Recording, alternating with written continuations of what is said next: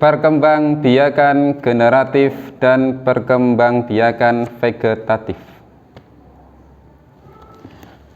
Bismillahirrahmanirrahim. Assalamualaikum warahmatullahi wabarakatuh. Selamat pagi anak-anak. Bagaimana kabarnya hari ini? Semoga senantiasa sehat. Baiklah anak-anak, sebelum kita mulai pelajaran hari ini, marilah kita membaca basmalah bersama-sama. Bismillahirrahmanirrahim. Baiklah anak, ketemu lagi dengan Pak Yuda. Hari ini kita akan belajar tematik bahasa Indonesia, melanjutkan pertemuan yang lalu. Kemarin kalian belajar tentang perkembangbiakan hewan. Masih ingat ada berapa jenis perkembangbiakan hewan? Ada dua. Yang pertama itu perkembangbiakan generatif, dan yang kedua yaitu perkembangbiakan vegetatif. Kemarin jenis perkembangbiakan hewan secara generatif ada berapa? Ada 3. Yang pertama apa? Ovipar. Yang kedua vivipar. Dan yang ketiga namanya ovovivipar. Itu perkembangbiakan hewan secara generatif. Kalau perkembangbiakan hewan secara vegetatif juga dibedakan menjadi 3. Yang pertama tunas, yang kedua fragmentasi, dan yang ketiga yaitu membelah diri. Baiklah anak-anak ya. Hari ini kita akan belajar yaitu jenis perkembangbiakan pada tumbuhan. Silakan kalian buka materi tentang perkembangbiakan tumbuhan, yaitu Bupena 3A-nya, yaitu tentang subtema 4, pertumbuhan dan perkembangan tumbuhan. Ini ya. Tema 1, subtema 4. Ya, kita mulai ya. Tumbuhan mengalami berkembang biak atau reproduksi agar jenisnya juga tidak punah. Perkembangbiakan hewan juga dibedakan menjadi 2, yaitu secara generatif dan yang kedua secara vegetatif. Apa itu perkembangbiakan tumbuhan secara generatif? Yaitu perkembangbiakan tumbuhan yang melalui proses perkawinan. Itu secara generatif. Kalau vegetatif tidak melalui proses perkawinan. Di sini perkembangbiakan generatif biasanya pada tumbuhan berbiji, yaitu melalui proses penyerbukan. Beda punya gambarnya anak ya. Contoh tumbuhan yang mengalami perkembangbiakan generatif ada, yaitu namanya benang sari dan putik. Apa itu benang sari dan putik? Nah, benang sari, ini gambarnya benang sari anak-anak ya. Benang sari adalah alat kelamin jantan pada tumbuhan, itu namanya benang sari. Ini ya. Ini kebetulan bunga sepatu anak-anak ya, struktur dari bunga sepatu. Ini namanya benang sari. Yang kedua yaitu putik. Putik itu adalah alat kelamin betina pada tumbuhan, namanya putik. Jadi tumbuhan berbiji itu adalah melakukan perkembangbiakan secara generatif. Bisa kalian jumpai pada tanaman mangga, jambu, itu mengalami perkembangbiakan secara generatif dengan melibatkan, kalau di sini yaitu contohnya itu adalah bunga sepatu. Di sini ada yang bagian namanya benang sari, itu alat kelamin jantan. Anak-anak ya. Kalau putik itu alat kelamin betina. Nanti benang sari akan jatuh ke kawah putik hingga melalui proses hingga menghasilkan yaitu biji. Nanti kan tumbuh menjadi bunga yang sempurna. Ini ya. Dalam mengalami penyerbukan dibantu oleh 4 ya, bisa melalui air, angin, hewan, maupun manusia.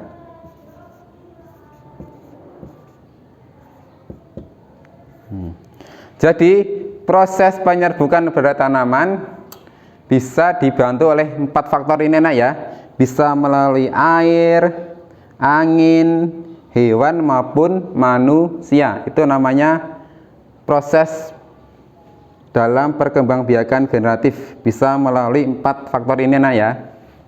Berikutnya, sekarang kita ke perkembangbiakan secara vegetatif. Ada 2 jenisnya, yaitu perkembangbiakan secara vegetatif alami, dan yang kedua, perkembangbiakan secara vegetatif buatan. Untuk lebih jelasnya anak-anak ya, bisa kalian buka anak-anak ya, kita sambil belajar, kita membaca bersama ya. Kalian bisa lihat di halaman yang tadi Pak Ida sampaikan, halaman 77 sampai 78. Tadi kan perkembangbiakan vegetatif dibedakan menjadi 2, yaitu secara alami dan secara buatan. Kita mulai yaitu yang secara alami dulu. Ada ganti ya. Perkembangbiakan vegetatif pada tanaman secara alami.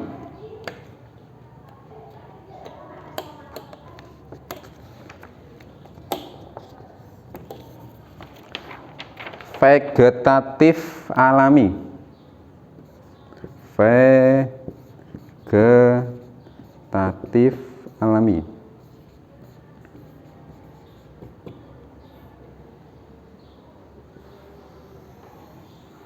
Apa itu vegetatif alami? Adalah perkembangbiakan pada tumbuhan yang tidak membutuhkan bantuan manusia, berarti melalui organ dari tumbuhan itu sendiri. Melalui apa saja Pak? Yang pertama, melalui tunas, bisa ya, tunas, juga spora, rizoma,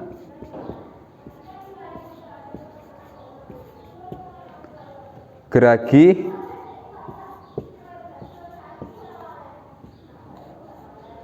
ataupun juga tunas advektif.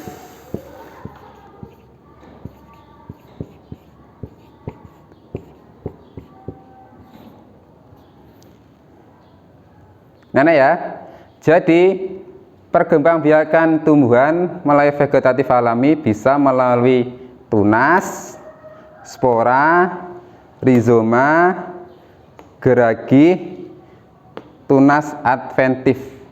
Kita mulai ya, kita mulai dari tunas. Kira-kira tumbuhan apa yang perkembangbiakannya melalui tunas? Ada yang bisa menjawab? Baiklah. Contohnya yaitu apa anak? Ada yang tahu? Pisang, ya betul ya. Pisang itu merupakan salah satu contoh tumbuhan yang mengalami vegetatif alami, yaitu pertumbuhannya melalui tunas, betul ya. Atau juga melalui, kalau tadi biji kan generatif, contohnya apa anak? Kalau tadi yang biji, bisa jambu, bisa mangga, itu malah salah satu contoh. Atau juga bisa kacang hijau, itu melalui biji. Oh ya, yang biji tadi anak ya, pada kasih contoh. Maaf ya, kita ke sebelumnya ya. Biji. Contohnya ini tanaman semangka anak ya. Jadi semangka itu perkembangbiakannya melalui biji atau secara generatif anak-anak ya. Kita mulai dari biji. Biji ditanam ke tanah, nanti lama-lama akan tumbuh kecambah. Ya, mempunyai daun muda dan akar yang masih belum sempurna ya. Kemudian dia akan tumbuh lagi menjadi tumbuhan muda yang sudah mempunyai akar yang lebih kuat dan daunnya yang lebih banyak. Kemudian ia berangsur-angsur lagi akan menjadi tumbuhan yang berbunga. Jadi setelah tumbuh muda, dia akan menjadi berbunga, dan setelah dewasa ia akan berbuah. Jadi inilah rangkaian dari perkembangbiakan melalui biji. Contohnya ini melalui semangka. Ini nak ya, mangka. Sekarang tadi kita yaitu belajar tentang menggunakan rizoma. Rizoma itu akar cahaya atau bisa disebut juga rimpang. Ada 3 anak ya, jenis rizoma atau rimpang.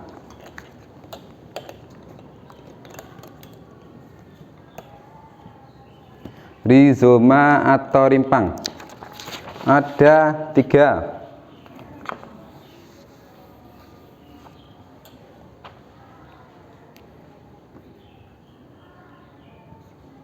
Atau nama Indonesia itu umbi anak ya.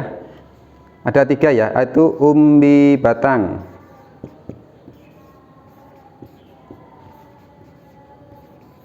biasanya ini tanamannya kentang anak ya.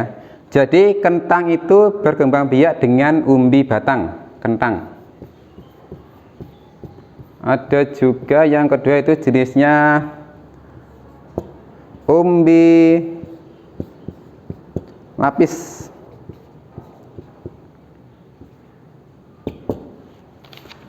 Kira-kira apa nak? Tumbuhan yang berkembang biak dengan umbi lapis, ada tahu? Betul.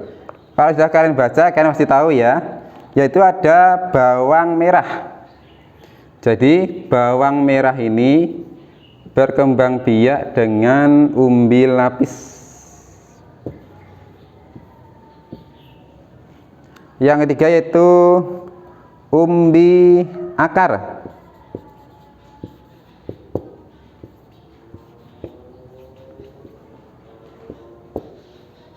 Contohnya apa anak? Singkong ya.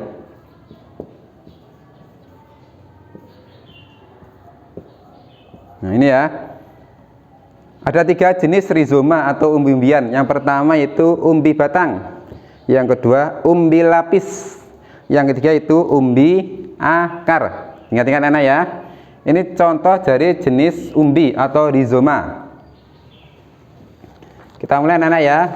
Tadi kan bisa melalui stolon atau geragih, bisa kalian jumpai pada tumbuhan stroberi. Jadi batangnya itu menjalar di atas permukaan tanah, itu stroberi. Kalian suka stroberi kan? Ya warnanya merah, agak kecut-kecut itu ya. Pasti kalian suka ya. Itu stroberi menggunakan geragih atau stolon istilahnya ya. Kita mulai lagi anak-anak ya. Kita mulai yaitu tentang vegetatif buatan. Jadi kita belajar yaitu tentang vegetatif alami. Sekarang yang mengalami vegetatif buatan, bisa kalian buka buku pena 3A-nya,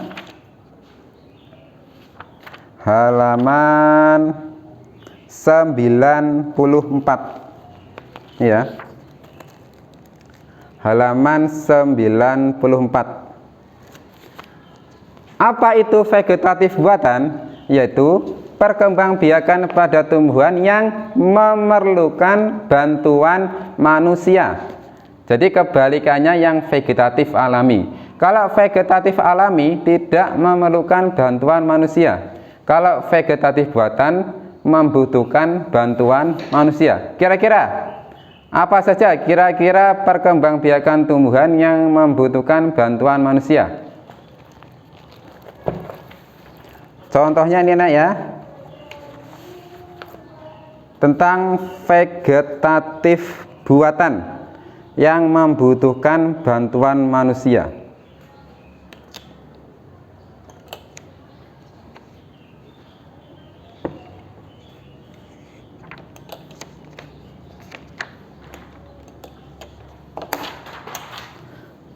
Nenek ya, Contoh perkembangan vegetatif buatan yang membutuhkan bantuan manusia. Ada cangkok. Yang kedua ada okulasi. Yang ketiga ada sambung. Yang keempat ada stek batang. Mungkin kalian pernah melihat orang tua kalian mencangkok. Itu termasuk jenis cara perkembangbiakan tumbuhan melalui vegetatif buatan itu ya. Kita mulai. Cangkok. Sudah baca materinya anak-anak? Halaman 94. Ini ya proses dari mencangkok, yaitu dia harus menyayat, melukai bagian batangnya. Dia kelupas, kemudian nanti dibungkus plastik dengan tanah, diikat bagian atas dan bawahnya. Kalau sudah tumbuh akar, nanti disalin, dipotong, ditanam ke media baru. Nanti akan tumbuh menjadi tumbuhan baru. Jadi ini memerlukan bantuan manusia yang melakukan tindakannya atau proses dalam perkembangbiakannya. Contoh lagi yaitu okulasi. Itu adalah cara perkembangbiakan tumbuhan yang menempelkan tunas dari pohon yang satu ke tunas, yaitu tunas dari pohon satu ditempelkan ke pohon lain. Itu namanya okulasi. Menempelkan tunas dari pohon yang satu ke pohon yang lain, itu namanya okulasi. Yang ketiga yaitu sambung, yaitu menancapkan atau memasukkan potongan dari tanaman lain ke tanaman yang sebelumnya, diikat sehingga terjadi sambung atau teknik menyambung itu ya. Menempelkan organ tumbuhan yang lain ke tumbuhan yang satu, namanya teknik sambung. Yang keempat yaitu adalah stek batang, yaitu memotong bagian batang dari tumbuhan itu kemudian ditanam. Contohnya ketela anak ya, kan perhatian ketela. Untuk tumbuh dia harus memotong bagian tanamannya untuk ditanam ke media baru atau tanah supaya dia cepat hasilnya ya, buahnya. Berikutnya anak-anaknya, kita mulai yaitu mencangkok. Kira-kira mencangkok itu juga memiliki kelebihan dan kekurangannya masing-masing. Antara lain, kalau kalian baca halaman 94, kalian akan temukan yaitu kelebihan dan kekurangan dari mencangkok. Kelebihannya antara lain dapat tumbuh dan berbuah lebih cepat. Itu salah satu keuntungan dari mencangkok. Yang kedua, tumbuhan hasil cangkokan kurang kuat sehingga mudah roboh. Itu salah satu kelemahan atau kekurangan dari teknik mencangkok, yaitu vegetatif buatan menggunakan teknik mencangkok. Jalan anak ya. Sekarang kita coba anak ya. Kita coba kerjakan halaman 83. Sudah dibuka? Coba kita lingkari nama tumbuhan apa saja yang berkembang biak dengan biji. Sudah dibuka? Halaman 83. Di dalam kotak itu ya. Di situ ada 25 jenis tanaman. Kalian pilih kira-kira tanaman mana saja yang berkembang biak melalui biji. Yang pertama apa? Ya, apel, betul. Ada lagi? Bawang merah, bukan ya. Bawang merah di rhizoma ya, akar. Yang dua itu jagung, betul ya. Jadi kita sudah dapat dua, apel, jagung. Ada lagi yang berkembang biak dengan biji? Ada cabai, ya betul. Bunga matahari, ya kuaci nama, iya betul ya. Itu berkembang biak dengan biji. Ada lagi jeruk, ya betul. Ada lagi ya, apa lagi ya? Ya semangka, betul. Kalian ingkari ya, semangka. Kemudian kalian ingkari lagi mentimun, ya betul ya, mentimun. Ada lagi?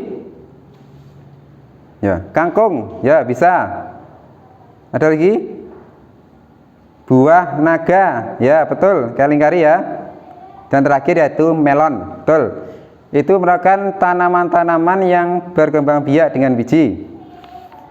Berikutnya anak, coba kalian buka buku kalian. Halaman berapa ya? Halaman 88. Di situ ada tentang cara perkembangbiakan tumbuhan. Kita mulai ya. Di situ ada 4 tanaman, yaitu wortel, kentang, bawang bombay, dan jahe. Kita mulai ya. Wortel, kira-kira wortel itu berkembang biak dengan cara apa? Ya betul ya, umbi akar, betul ya. Sekarang kentang, tadi kita bahas kentang, kira-kira perkembang biakan dengan cara apa? Kentang, coba dibuka tadi ya, dengan cara umbi batang, betul. Kentang itu berkembang biaknya dengan umbi batang. Sekarang yang C itu gambar bawang sah ya, itu bawang bombay. Kira-kira apa perkembiakan dari bawang bombay? Apakah tunas, biji, spora, gerage, stolon? Ya betul ya, melalui umbi lapis. Jadi bawang bombay itu berkembang biak melalui umbi lapis. Sekarang yang D itu gambarnya jahe. Kira-kira jahe itu berkembang biak dengan cara apa? Ada yang tahu? Ya betul, dengan akar tinggal atau rizoma. Ya anak-anak ya. Sekarang buat latihan kalian anak ya, coba kalian buka halaman 98 anak ya. Buka halaman bupenanya halaman 98. Di sini kalau kalian cermati, di sini kalian mencari informasi ya tentang cara berkembang biak tumbuhan. Caranya ini formatnya ya, nanti kalian gambar atau foto ya, kalian print, cetak, kamu tempelkan ya ke dalam buku tugasnya ya. Kemudian kalian cari nama tumbuhan itu apa, cara berkembang biaknya dengan cara apa, terus kalian ceritakan cara tumbuhan itu berkembang biak bagaimana. Jelas? Kalian cari 2 tumbuhan saja yang berbeda cara berkembang biaknya. Kamu gambar atau kamu cetak tanaman itu, kemudian kamu cari itu jenisnya, nama tumbuhnya apa, cara berkembang biaknya bagaimana, dan cara tumbuhan itu berkembang biak. Kamu jadi ceritakan ya bagaimana tumbuhan itu berkembang biak. Jelas tugasnya ya? Ya. Baiklah anak-anak ya, cukup di sini ya tentang kita belajar perkembangbiakan pada tumbuhan. Beda lagi ya, perkembangbiakan pada tumbuhan dibedakan menjadi 2, yaitu secara generatif dan secara vegetatif. Sekian, terima kasih. Untuk mengakhiri pelajaran kita baca hamdalah bersama-sama. Alhamdulillahirabbil alamin. Sekian, terima kasih. Wassalamualaikum warahmatullahi wabarakatuh.